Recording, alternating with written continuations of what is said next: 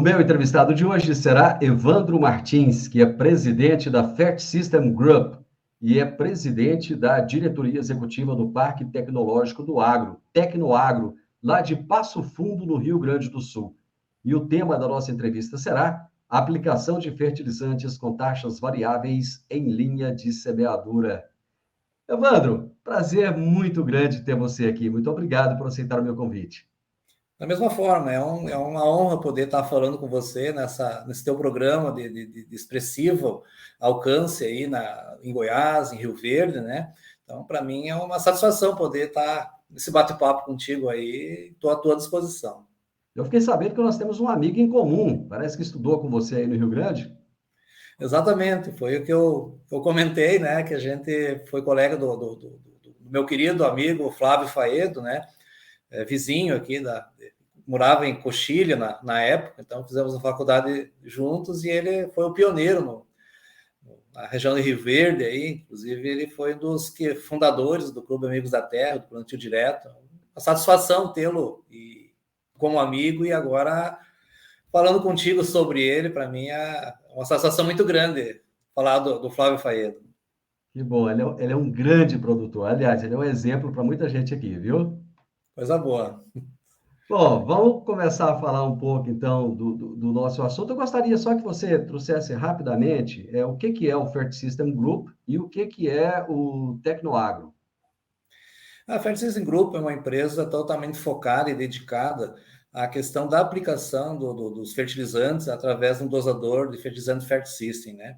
Então, nós nascemos num modelo, num conceito americano do IPNI, que trata do manejo 4C da nutrição. Dose certa, local certo, época certa e fonte certa. Então, a fonte certa é o próprio fertilizante e a época é uma recomendação agronômica de quando e que momento aplicar. Agora, a dose certa é a precisão e o local certo é a uniformidade, a localização física que o fertilizante se encontra na linha de plantio ou de semeadura para ficar disponível fisicamente para a planta. Então, nós temos hoje 95% do mercado de plantadeiras e semeadoras saindo de fábrica com o dosador Fert System. Nós temos, desse total já de praticamente 20 anos no mercado, em torno de 1.500.000 unidades. Nós temos equipamentos hoje trabalhando desde 2004, uma característica forte do equipamento é a precisão e uniformidade e a durabilidade construtiva, né? O equipamento mais longínquo hoje do mercado brasileiro, né? Então, termina a plantadora e o dosador continua. Desse 1.500.000 unidades já em uso no Brasil, em torno de 10% é para o mercado externo, em torno de 16 países que a gente exporta, né? E o Tecnoagro, Divino, é um projeto nosso aqui da região, que foi iniciado em maio do ano passado, que reuniu as empresas e todos os ativos de inovação locais. Então, Passo Fundo realmente era e continua sendo a capital do plantio direto em termos de máquinas, né? E agora atrelando a questão da agroenergia com a BS Bios, a Universidade de Passo Fundo, a CUM, Star e todas as outras empresas. E a gente está trazendo realmente um propósito muito grande de trabalhar dentro da porteira. A gente fala aqui no Rio Grande do Sul que nós temos 3 porteiras, né? Que são atividades ou segmentos que atuam antes da porteira e depois da porteira. Mas o nosso foco é realmente dentro da porteira com o produtor rural, trabalhando a questão da sustentabilidade e a gente, junto com a Embrapa Trigo e a Embrapa Brasil, propondo um redesenho do sistema de plantio direto no Brasil.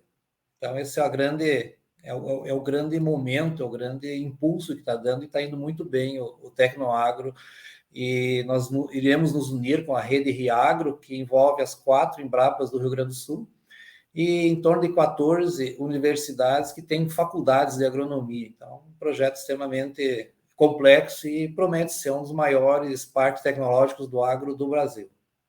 Quando você fala de redesenho do sistema de plantio direto, o que você quer dizer com isso?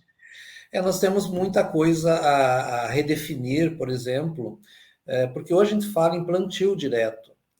Então, tem muito propósito ou muito incremento tecnológico que não está sendo bem bem enquadrado dentro de uma ordem científica com vistas à pesquisa e à sustentabilidade. Por exemplo, rotação de cultura, plantio em contorno, a questão do próprio trabalho de que mantenha o solo totalmente ocupado o ano todo. Então, são inúmeras práticas sustentáveis, inclusive a própria colocação do fertilizante, a questão das calagens. Então, é um trabalho muito focado com a Embrapa, e é um trabalho por 3 anos, que a gente vai mitigar também todas as questões do sequestro de carbono. Então, é um projeto extremamente grandioso que vai realmente trazer sustentabilidade para o solo, né? Então, a gente sabe que o solo é um ente extremamente precioso dentro de uma propriedade, né? E a gente tem que entender que ele está acima de qualquer tecnologia, porque você pode ter a melhor semente do mundo, melhor fertilizante, melhor equipamento, se o solo não estiver, como, por exemplo, com uma infiltração adequada. Então, você fala em irrigar porque tem seca, mas aí quando tu irriga, o solo não... Então, o maior armazenador de água do mundo se chama solo. Então, nós temos que trabalhar ele para que ele realmente traga para nós todo o resultado agronômico e tecnológico para o produtor com sustentabilidade, né? E a gente fala o elemento água, né? Nossos casos aqui, acho que talvez no Brasil, a água, a seca é muito complicada, né? Porque falta realmente a água, mas a chuva também está tão prejudicial ou até pior, porque ela está sendo extremamente concentrada e causa muitos danos de erosão. Então, o solo tem que estar preparado para essa condição. Então, nós estamos falando em sistema de terraceamento, nós estamos falando em plantio em contorno para poder preparar esse solo para ter uma condição de suportar todas as diversidades. E ele responde. Importante é a resposta dele. O solo ele tem memória, o solo precisa ser musculado, e o solo também a gente consegue, a partir de um trabalho com a Embrapa, nós conseguimos fazer o exame de sangue do solo. Então é fantástico quando a gente começa a falar com o pessoal da Embrapa, Denardim, Le Mans, que são realmente pessoas assim de extrema competência e conhecimento. Então a gente tem esse propósito de trabalhar conjuntamente com eles, mas trazendo tecnologias com um sistema de plantio através das máquinas, né? Então, a máquina hoje, nós chamamos de máquinas de plantio porque ela realmente, o plantio é um processo cirúrgico.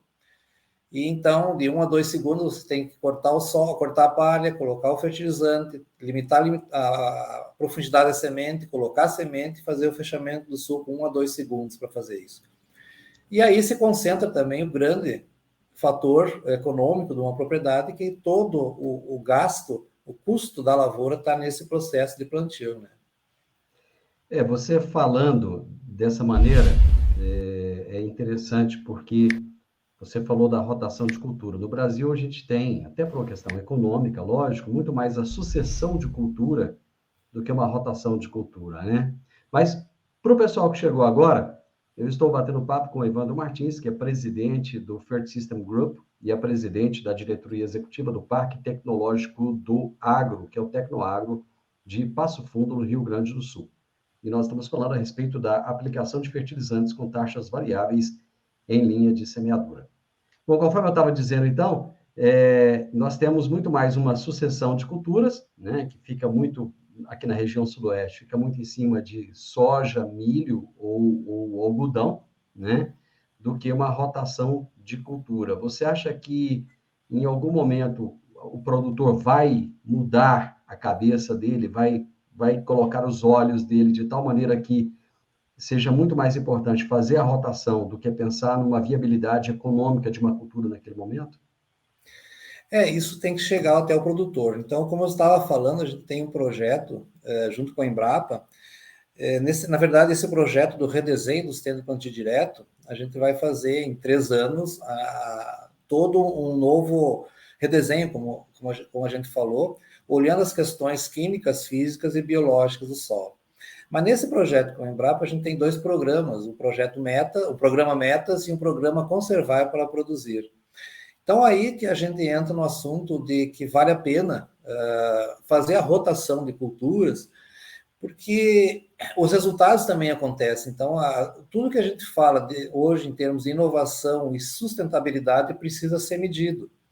Então, por exemplo, a cultura do milho aqui no Rio Grande do Sul, que é um problema por causa do risco climático, ela vem muito, muito bem na questão da rotação de cultura, porque ela incrementa na sucessão com a soja em mais de 10 sacos, né?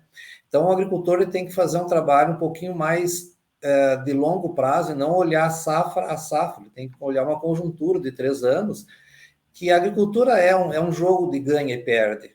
Agora, se ele fizer uma construção, como eu estava falando, plantio em contorno, se preparar para receber e infiltrar água, é o grande passo que ele possa fazer para também ter um incremento em termos de rotação de culturas, né? No nosso caso aqui, a gente tem a cultura de verão e nós temos um tal de vazio outonal, que é a época entre a colheita da cultura de verão até a entrada da cultura de inverno.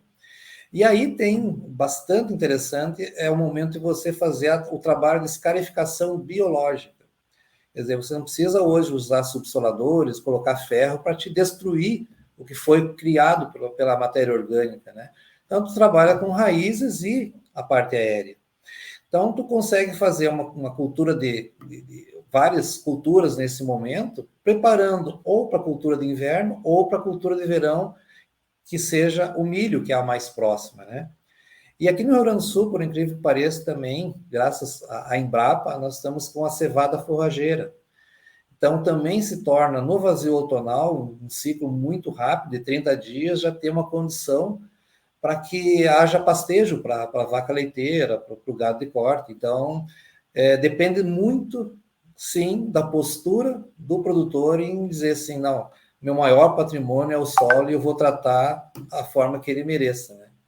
Então, é questão muito cultural e a gente tem que entender que nós não podemos trabalhar com a agricultura de forma extrativista, como uma floresta.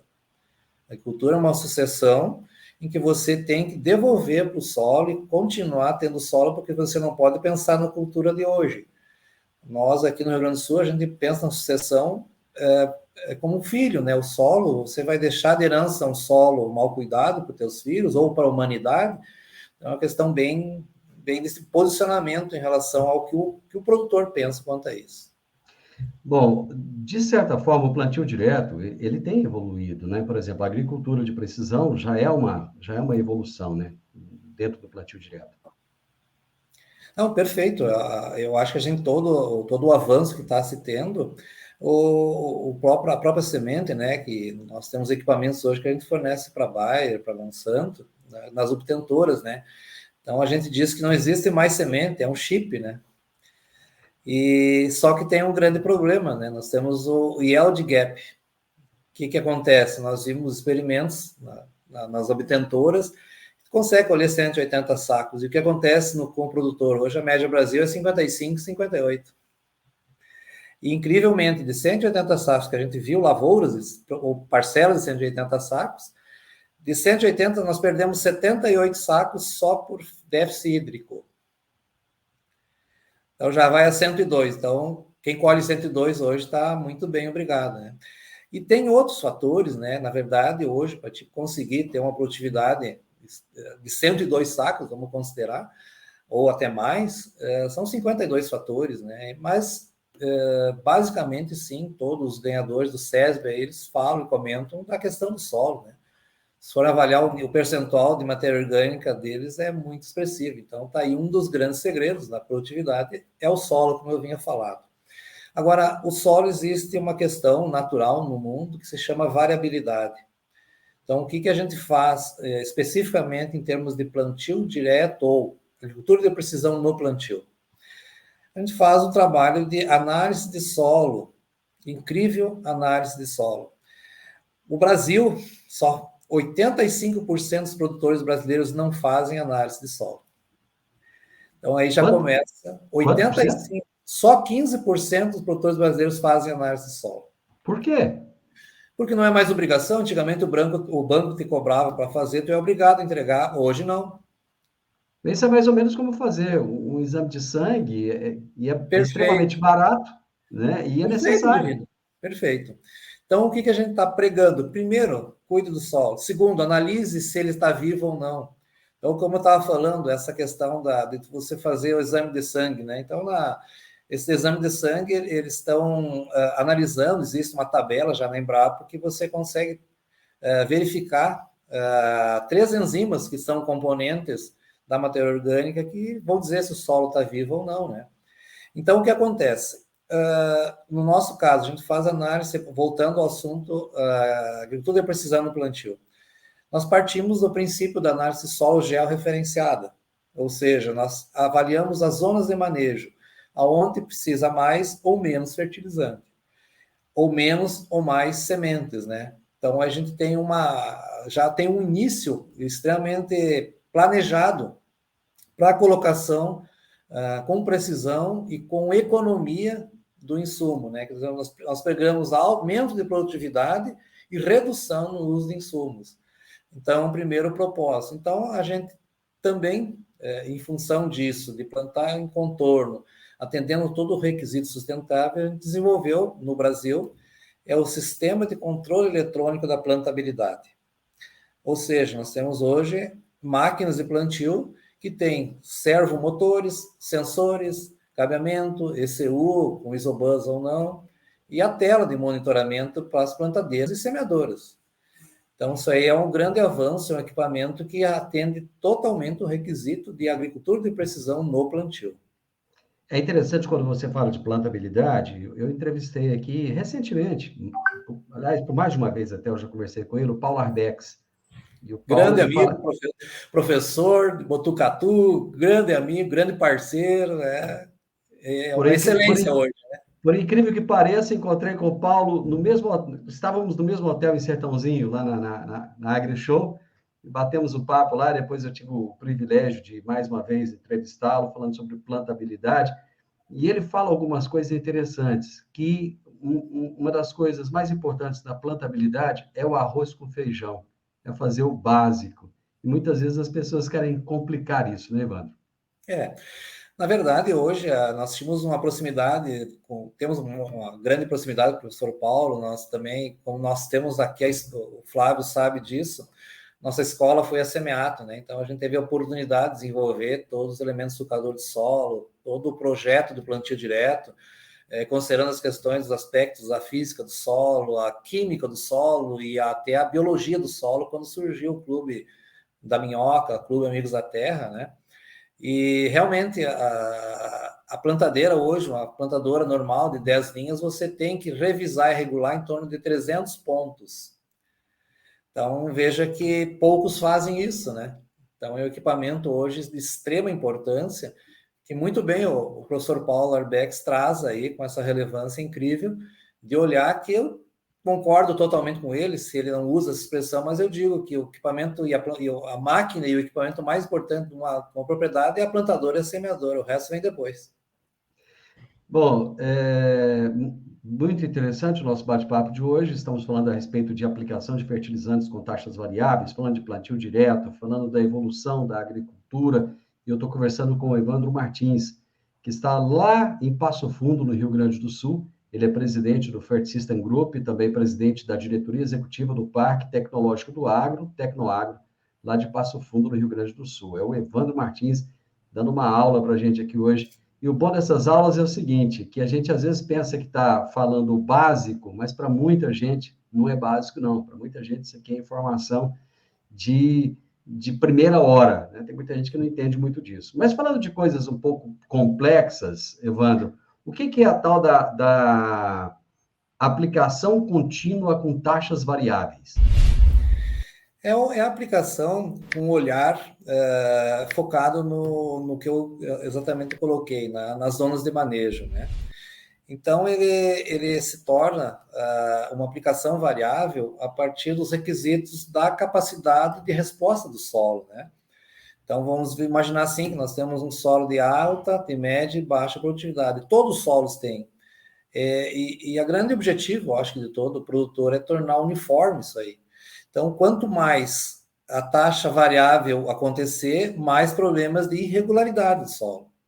Então, a gente tem que construir essa fertilidade ou construir o potencial produtivo mitigando aonde estão os pontos em que precisa ter mais ou menos fertilizante, mais ou menos semente, né? Mas uma linha geral, assim, eu acho que o grande sonho é realmente a gente ter uma taxa fixa em que toda a gleba seja contemplada com todos os requisitos nutricionais que a planta exige, os requisitos também que a gente falou em termos de bioma do solo, e que consiga realmente absorver a água, tá? Uma construção, uma troca, né? A gente chama de troca carbônica, né? Então, esse equilíbrio é o objetivo. E essa construção precisa ser feita a partir desse mecanismo que a gente chama de musculação do solo, né? Então, eu acho que é um estudo bastante interessante, nós temos recursos para isso, mas o que eu volto a falar é que a gente não tinha até então, com essa nossa incursão na Fair System Tech, de colocar inteligência ao produto, inteligência aos equipamentos de dosificação de semente e fertilizante. Porque hoje, em termos de tecnologia, como tu falaste, Divino, nós temos máquinas extremamente avançadas, né? Plantadoras, assim, fantásticas, né? Que nós tínhamos o grande problema da colocação dos elementos sucadores de solo, a questão da presença da palha, como cortar e tornar eficiente a colocação da semente, principalmente sem ter problema de bolsões de ar ou coisa parecida, né? Então, O isso está muito bem... envelopamento da semente, né? Exatamente. Então, isso aí está muito bem resolvido. Então, nós, efetivamente, estamos trabalhando na questão da aplicação em taxas variáveis de fertilizantes também. Então, hoje se fala, por exemplo, o que a gente ganha com isso em termos práticos? Vamos falar em prática de campo, né? Eu falo prática de campo porque a gente tem a metodologia que a gente inicia por um desafio, a gente trata desse desafio em ambiente relevante, na lavoura. Então, todos os experimentos, é todo feito no ambiente relevante. Ali a gente analisa o nosso nível de maturidade tecnológica para resolver aquelas questões. Nós temos soluções internas de conhecimento ou procuramos fora. A gente traz um P&D, a questão da ciência, da inovação, da tecnologia de fora. E a importância maior, e que eu vejo assim, que a gente não adianta ter tecnologia que fica em galpão. Essa tecnologia tem que trazer resultados. Então, obviamente, sim, que a gente mede os impactos do que a gente faz. Impactos ambientais, sociais e econômicos. Só que nós tivemos um problema com isso. Além desses impactos que a gente atingiu, nós tivemos impactos científicos e tecnológicos. Então, para te entender essa grandeza da tecnologia, nós hoje precisamos realmente procurar no exterior, né, as soluções, procurar demandas junto da Embrapa. Então, nós estamos conciliando muito esses propósitos de atingir esses impactos aí. E realmente, os resultados são totalmente mensuráveis. Então, quando a gente fala em inovação e sustentabilidade, a inovação para existir inovação, ela precisa ser inclusiva. E a gente pergunta, mas onde é que está a inovação? A inovação está num buraco da rua, está numa fila do hospital, está numa semente que não nasce, num adubo que nós temos que plantar com menos adubo e colher mais. A inovação está aí. E a gente precisa, para avançar nisso, ter confiança de falar para o divino como é que é o certo, como é que é o errado, trocar ideias e criar esse ambiente, né? E a sustentabilidade também está atrelada a isso, vamos imaginar assim, só que ambos precisam ter medidas, tem que ser métricas de avanço tecnológico e métricas de sustentabilidade, né? Então, isso a Embrapa está muito bem em ambos, e nós também acabamos de receber uma premiação da estratégia da Agenda 2030, das ODS, em que essa questão da taxa variável foi reconhecida pela ONU pela questão ambiental, econômica e social. Então, os resultados começam a acontecer. Desculpa, mas a Embrapa, ela coloca muito bem essas questões também dos impactos e são muito bem medidos, né? Então, por exemplo, o impacto de sustentabilidade, eles usam a norma ISO 14000, em que lá está bem descrito o que é o correto e que realmente está acontecendo. Em resumo para ti, como tu falaste muito bem, né? Não precisa fazer o exame de sangue, tem que ter o diagnóstico médico, quanto vai custar a nossa cura ou não. Ô, Evandro, eu poderia ficar horas conversando com você, porque a prosa está fluindo de uma maneira fantástica. Infelizmente, o nosso tempo ele é curto, ele acabou, mas eu sempre digo o seguinte: quando a prosa é boa demais, o tempo voa. Isso é uma grande oportunidade que a gente tem de daqui a pouco, daqui uns dias, voltar a ter outra prosa, voltar a conversar de novo e dar continuidade nessa ideia, que é trazer sempre informação de qualidade ao produtor rural. Eu te agradeço imensamente pelo seu tempo, pela sua disponibilidade, e as portas, os microfones estão sempre à sua disposição para que você venha quantas vezes quiser. Muito obrigado. Da mesma forma, agradeço, Divino, estou totalmente à disposição, só me chamar que eu estou à tua disposição, é uma alegria, uma satisfação, um abraço para o Flávio Faedo, um abraço para ti, para todo mundo que te ouve, que te escuta, e parabéns pelo teu trabalho, pelo teu programa. E eu só queria colocar duas coisas. No início, te falei que deixa eu falar, eu vou longe, então eu falo demais, então me segura. E a segunda questão, um convite também, nós somos integrantes da caravana Fértil Brasil da Embrapa. Então, dia 29 agora, se puderem acessar, nós temos um evento aqui na Embrapa Trigo, em Passo Fundo, e está ocorrendo nas Embrapas em todo o Brasil.